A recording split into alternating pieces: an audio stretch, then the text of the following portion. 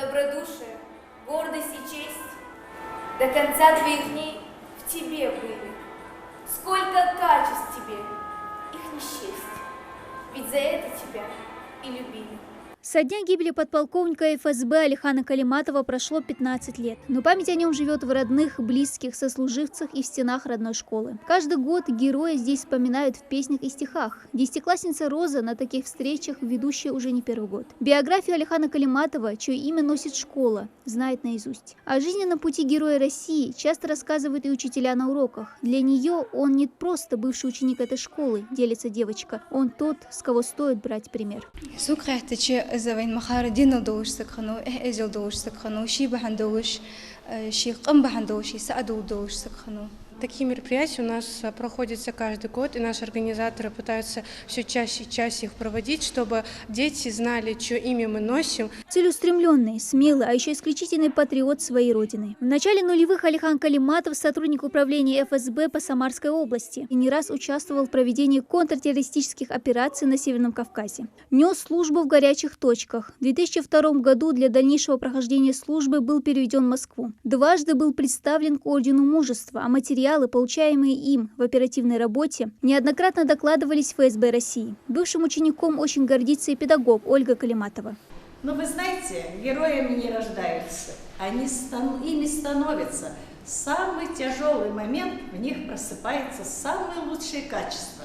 То есть они не обязательно, чтобы ты был отличник, но в тяжелый момент в нем просыпается все хорошее, что есть, и дает такие подвиги, о которых потом вся страна знает. Вы знаете, что он герой России, причем какой отрасли, а он наш сельский мальчик. Погиб Алихан Калиматов на 39-м году жизни. 17 сентября 2007 года его автомобиль был обстрелян неизвестными в районе селения Газиюрт. При проведении следственных действий в его теле обнаружили 15 пуль, а в автомашине насчитали более 130 пулевых пробоин, выпущенных из стрелкового оружия разного калибра.